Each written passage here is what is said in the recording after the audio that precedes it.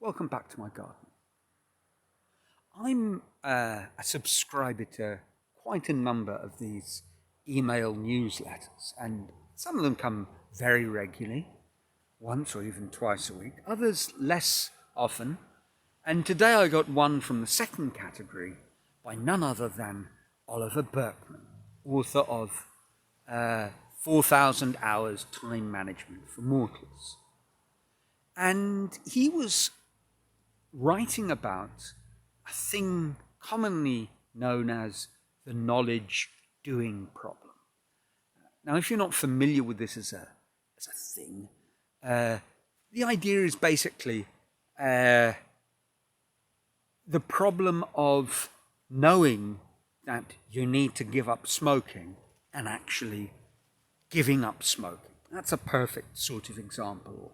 Knowing that you need to go to the gym regularly and develop an exercise habit and actually doing it. Well, this newsletter was full of interesting observations, but it also came at just the right time because it's sort of prompted me into making this video because there's been something that's been weighing on my mind. Something which is, I don't want to say a dirty secret, a guilty sort of secret, but it's something I have to confess to. And it's this. I did a number of these films on and around the topic of Zettelkasten, the knowledge management system, note-taking approach of the late German sociologist Niklas Luhmann, and featured in a fantastic book by Zonka Arendts. And I was really sold on the whole Zettelkasten philosophy, a catalogue without categories. And actually, one of my videos on the topic blew my mind because unlike the majority that are viewed 20, 30, maybe close to 100 times, this one's been viewed in the many thousands. Astonishing. And I've spoken about that before, and it still astonishes me. And along with all these views, I received a host of fantastic, encouraging, positive sort of comments, people that enjoyed my video and also are Zettelkasten practitioners, keen on the idea. But the truth of the matter is, I started, sure, and then stopped. And actually, I didn't stop after a long time. I made a few bibliographic catalogue cards. I sometimes take notes of ideas as they sort of float into my mind. But as for the actual making of Zettels, not one. And it's very embarrassing. My greatest success in the world of YouTube video creation, and it's all a dirty lie. The knowledge doing problem in a nutshell. Now, Oliver,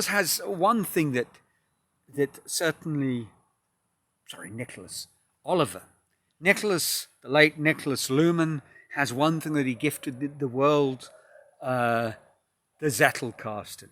Oliver Burkeman, still very much alive, has shed light on how to ease our plagued minds, anxiety-filled,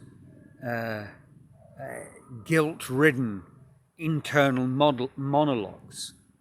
What he said in this email was that one way of dealing with this problem, of not doing what we feel we should do, is that you're probably fine just as you are, that you don't need to do it. And this is certainly the case with the Zettelkasten. Right, let me just pause for a moment as someone with a rather noisy motorbike whizzed by. Sorry about that.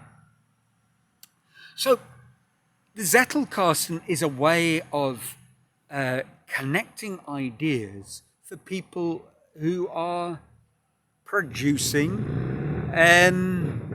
academic papers, principally, books, writing, content. And my main core business, dear, oh dear. Right. Well, I apologize for that. Today's the day. It had to be right now. But what can we do? Mechanics have to test their handiwork. So, the truth of the matter is, my core business is I am a professional artist, and my art working practice, creative practice, is going very well. I'm quite disciplined in my work. I consistently do 5 hours a day, and that's fine. Yes, I produce these videos, and I do sort of dabble in writing. But if I don't make Zettels, if I don't publish a book one day, that's also okay. So that helped me kind of just cut loose the sort of weight of the unfulfilled good idea. And making this admission now with a suitable number of links, so people who have commented will at least know that I've got nothing to hide.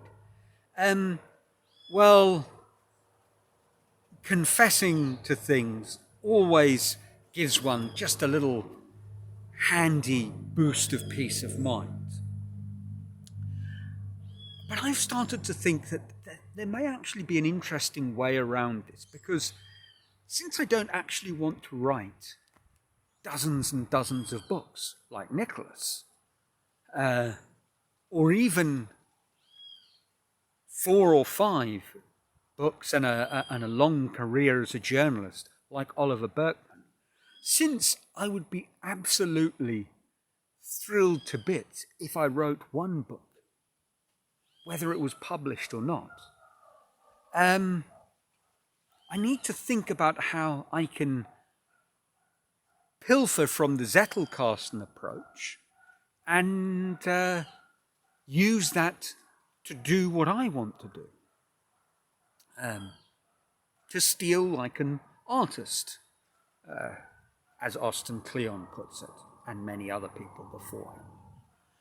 And it struck me that rather than generating a book from Zettels, what I'm going to do is generate my initial foray into Zettels from my book. Well, it's an unwritten book. Otherwise, it really would be a pointless exercise. My unwritten book is a sort of ring-bound, rough and ready outline. So what I'm going to do is take that outline, break it into single sentence ideas, one idea per sentence. Take each of those sentences and write them on a card. Build the links from those ideas and go from there. What I'm also going to do, which I've been threatening to do, and I started watching them, but is we re-watch these videos. I'm not going to re-watch all of them because there's hundreds of them, but re-watch my videos that are connected to those single ideas. And again, pick up potential ideas that I can back up with a suitable quote or book reference. And, well, that's the plan. Will I do it? I don't know. It obviously doesn't really matter in the grand scheme of things. But I kind of like the idea of reverse engineering a Zettelkasten. And doing it in a way that will work for me. Finding a way to make the sort of conceptual ideas behind it adapt to how I live my life and consume information, process information, and link information. Because I don't have to do it like Nicholas. What I will do is I will link all my previous Zettelkasten videos, and I suppose that people that have commented on them, if I put this video in a comment, perhaps people will see the comment, or let's see. That's it today. I've got it off my chest. I'd like to say I'm a Zettelkastener, but I'm not yet. I'd like to say I'm an author, and I'm not yet. Perhaps that is part of the problem. It's nice to say me, the author, but you actually want to be an author. What and why? The truth is, I do like writing. I blog sporadically. I suppose I've done 20 or so blog posts on adult chess improvement. And I haven't developed the habit, but I do enjoy doing them. And actually, Oliver talks about that one of the things that we need to realize at the very core of the knowledge doing problem is that starting things is difficult, and just we have to accept that. And when I look back at how my artistic practice developed over the last 8 years, it's a slow process. And maybe writing and knowledge management, video making, maybe that all fits into that sort of side of things, that actually I'm doing just fine. I'm just on the long, slow, flat part of the S-shaped improvement curve.